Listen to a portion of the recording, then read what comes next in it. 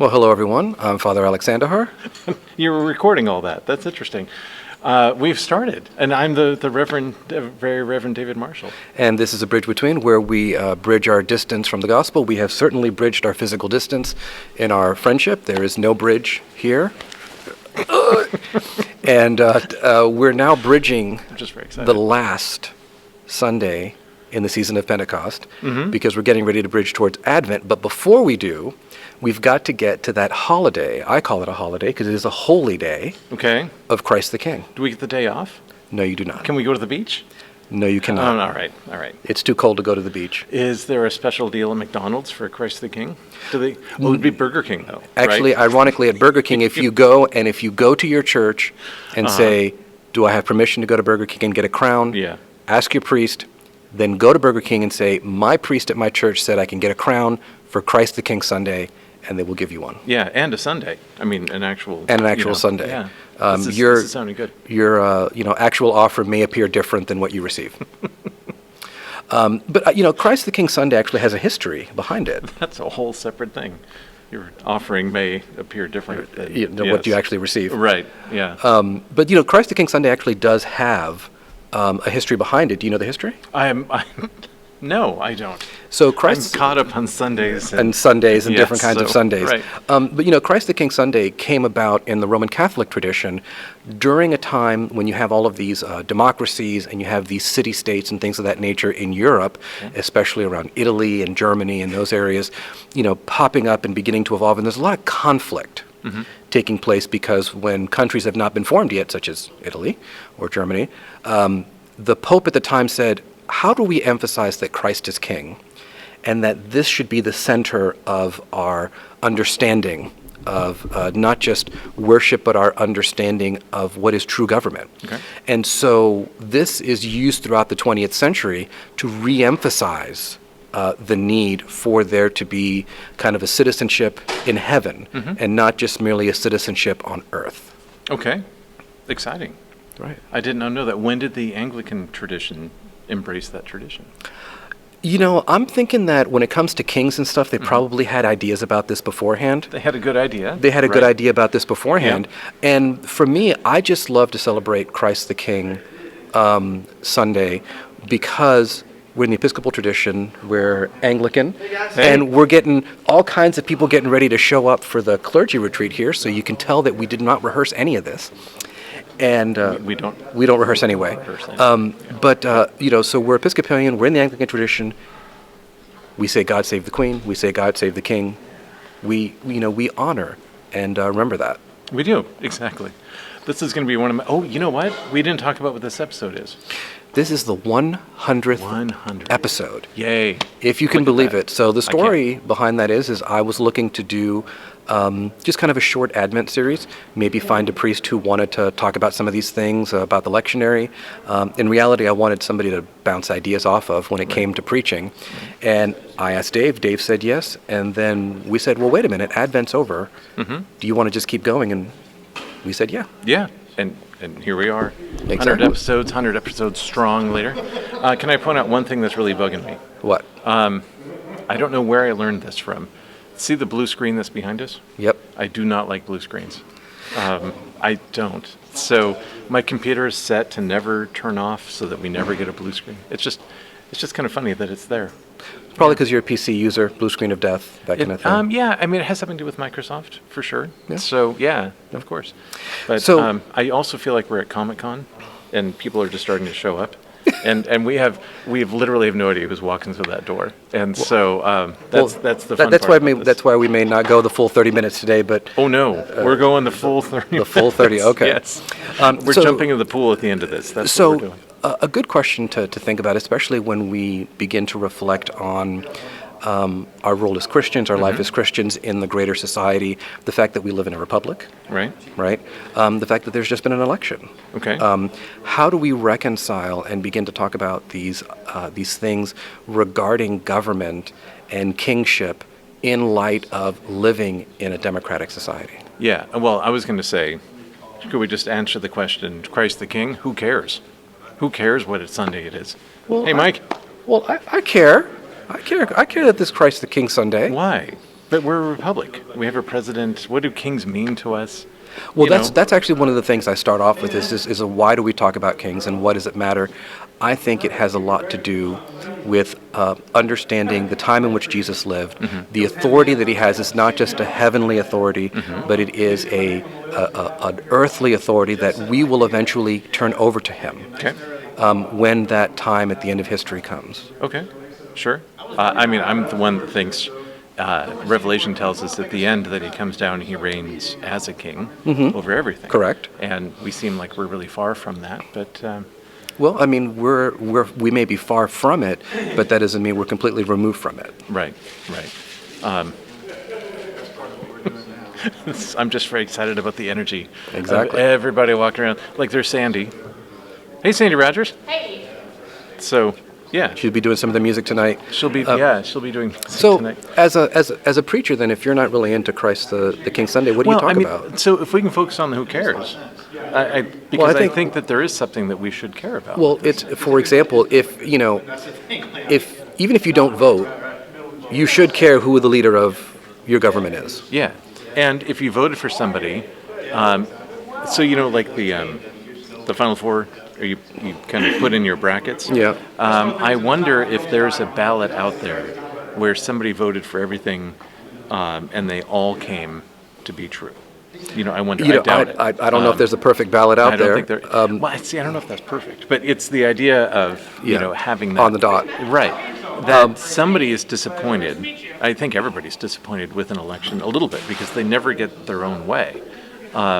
Maybe that ushers in Christ the King, which is his way. Well, the way that I have thought of it is just like as I was saying before, just like even if you vote or don't vote, you should be concerned with who the earthly power is that is overseeing you and overseeing your life. Yes.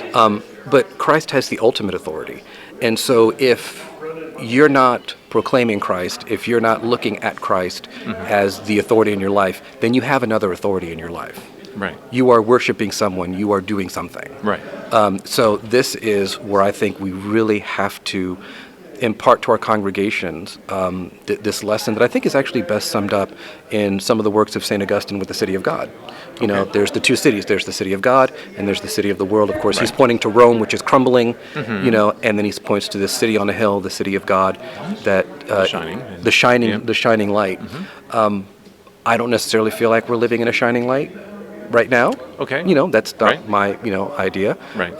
Because no leader is perfect, but think about the world that we wish we had, and then the world that Jesus proclaims will be the kingdom. If that truly is the case, we would want to usher that kingdom in. Okay. And we would want to have Jesus Christ as king. So that's why it matters.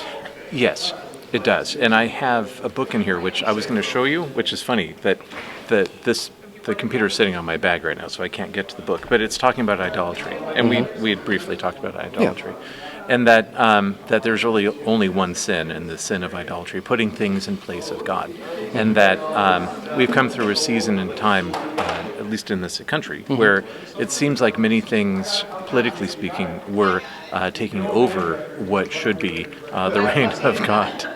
That's. Roy Tuff, That's not right. Renaissance man. And what's funny is I thought he was this way because I was watching him in the rearview mirror. That's really Exactly. interesting. So, so Christ the King will bring us away from the idolatry of focusing on politics and thinking that that's what it's all about, when in fact it is about what Christ taught us.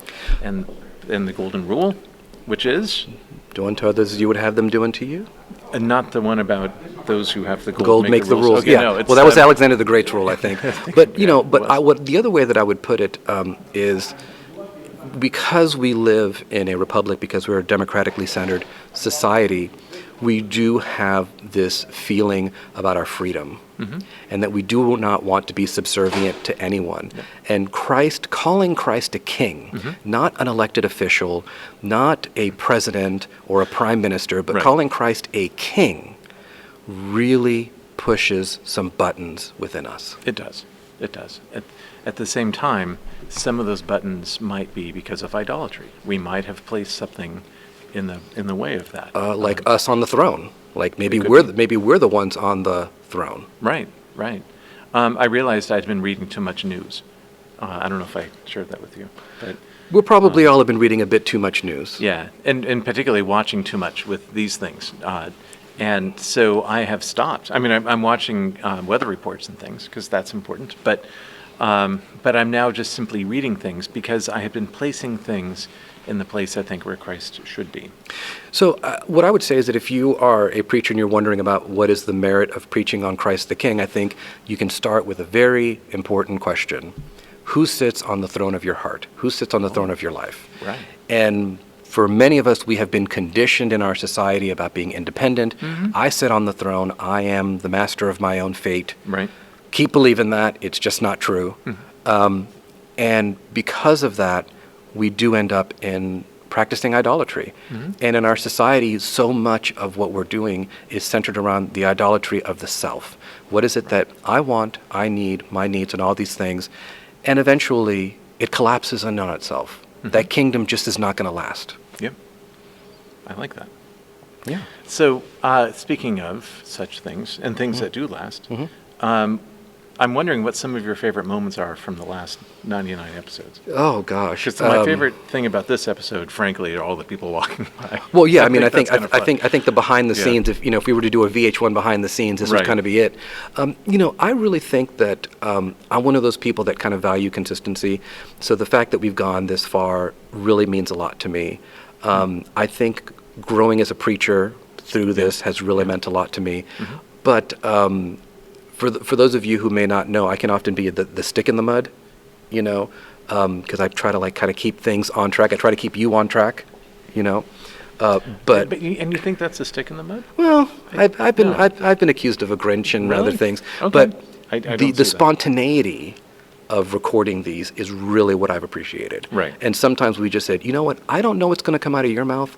I certainly don't know what's going to come out of my mouth. Let's just do this. Let's just hit it. Exactly. Yep. What's been your favorite moment? It's interesting about preaching that I do get to practice. It's usually we record on a Monday, and so I have 6 days to 6, 7, 5, whatever, to get ready for the upcoming sermon, and it really helps to shape. It's like a rule of life to shape one's schedule is to do this, and then occasionally I listen to it on Wednesday, especially on Thursday, if I have nothing else that's been percolating in my mind. Yeah. I will actually listen to the episode because it's a surreal thing to listen to yourself talking. Yeah. And after what we've talked about and all that. Yeah, But, that's very meta, as what the kids would say. yes. But every once in a while, I just enjoy hearing your voice. So I'll just pull it up and listen. Well, you can always go to my voicemail. It's always there. Yeah, it is. But it's just not the same thing. I was about to do your voicemail imitation, but No, decided not to, please so, don't. I do kind of want to keep kind of what we're saying to about 20 minutes or so for this time, because we have to record another episode. You're going on vacation. What? I'm just kidding. Yeah, you're going on vacation, and we're going to go to start the clergy retreat Yep. soon, and we're going to be meeting with the bishop soon. Yeah. But as we kind of come to back to Christ the King and looking ahead to Advent, I think the other reason Christ the King is so important is because it gets us into a mindset that Jesus came to be a king. Okay. And so you can start your Advent preaching early if you wanted. If you don't maybe like the readings that are kind of coming up in the Advent season, because some people don't like them necessarily being apocalyptic, we can look at it from a different perspective. We can, and look at it from a kingship perspective. Well, I'm going to give you a completely different look. And Go I'm for going to it. wrap up all 100 episodes and you and me in this, that I have a friend named Alex. All right. And we hang out and we talk, and we have a friend in Jesus. I had been asking, and I haven't told you this, I've asked several people if they know King Charles, because I wanted to nominate you for being Archbishop of Canterbury.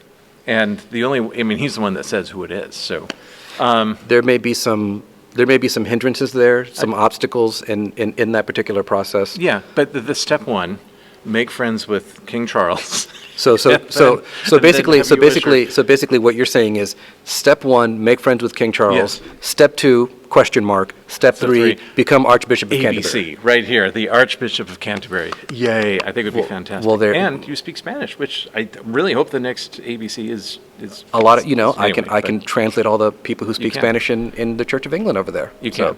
But for as fanciful as that sounds, my point to this is we have a friend in Jesus, Absolutely. and he is King. Well, the image that I want to leave people with is when we think of kings, we think of people who are lofty, who are above us. Yeah, right. Jesus is the king who washes feet.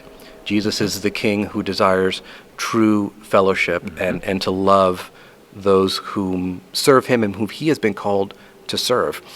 And that's a rarity. That's a true rarity in the royalty that we know, because when I think of royalty, I think of people who are spoiled. I think of people who have I'm their trying nose. to get you on that list. It's so They're trying to get. Stop it. I'm just saying. I want to shake things up then. But I think you would. But I think when we begin to see the kind of king that Jesus wants to be, that he is, and he wants us to see, we begin to see what his kingdom is about. Yep. And that's the other thing. How do you know about a king or a queen? Talk about their kingdom. And if the most important thing about that king is the monument that they created, That's interesting. then is that really it? Yeah. But if the greatest thing about that king is that in that king or queen's kingdom, in this case, in Jesus' case, the king's kingdom, there is no sorrow. Right. There are no tears. There is no hunger. There are no, there is no sickness. All that, well, that is the kingdom that I want to be a part of. It is, right. You know, And to him, day and night are both alike. exactly. And again, he's our friend. Well, and that's the thing. The king who is your friend, who desires to have fellowship with you. So I think really I've come away with some things with this particular episode about Christ the King that I actually haven't always thought about before, that should make its way into the sermon for Sunday. Right, and I'm one of the people that's avoided this idea of Christ the King Sunday. And Well, I challenge you. I know. Well, that's one of the other things I enjoy about our time together is that you do challenge me, and you push me to think of these things. So, Right. yeah.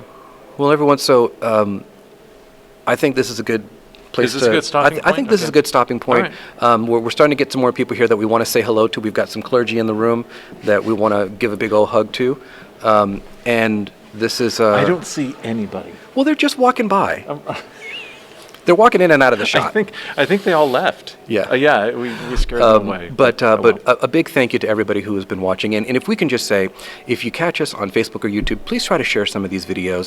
And if you think we can do better, let us know how we can do better. Leave that comment. It just takes a few minutes, a few moments to leave a comment and subscribe. And we will definitely, absolutely, hopefully, catch you in the next one. And see you over the next 100 episodes. God bless. All right.